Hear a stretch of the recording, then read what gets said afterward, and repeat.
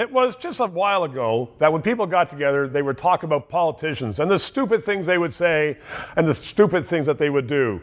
Trudeau saying, well, I've been a friend of the Aga Khan for 40 years, and they hadn't spoken for 40 years. Or Trudeau being the great feminist, promoting women, firing the Attorney General, who was one of the most honest and competent female cabinet ministers Canada's ever had. No, it's going beyond that now. How about medicine? In Britain, as in Canada, there are people lining up in hallways on gurneys waiting for life-saving operations. There's a lineup. But also in Britain, and there's in some provinces as well in Canada, there's a system for gender reassignment. And you go through interviews and you have lots of analysis. And then in Britain, at least it's 16, you can have your penis and testicles ripped off.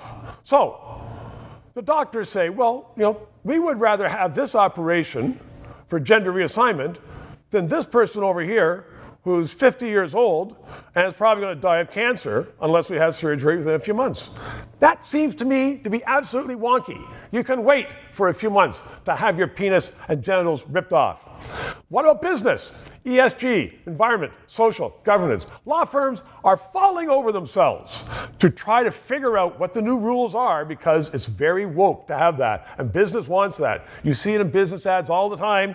It's not just money. It's not just profits. It's not just following the law. It's not just doing good things. You have to have ESG, or else you're going to be left behind. So much so that in the HSBC, one of the biggest banks in the world, the head of investment was just thinking out loud as to whether they were actually getting good value for their money by spending billions of dollars fighting climate change. And he wondered whether, in fact, it should be spent on other things such as a product of climate change, such as flooding, such as fires, such as the things that we should be doing in Canada instead of just taxing. And so he thought about this out loud. No. He got fired for doing that. Why? Because you're not supposed to go against the grain. You're not supposed to think. You know what that's called? It is called culture charm. It's called shutting it down. It is called stupidity. And that's what we have in Canada as well.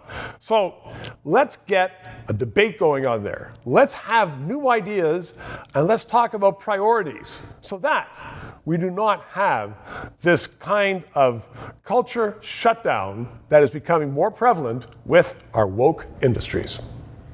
If you did not know that the red ensign, formerly Canada's flag, has now been labeled by the Canadian government a symbol of hate, and they're sending that to all the students, then press subscribe and PayPal and learn more.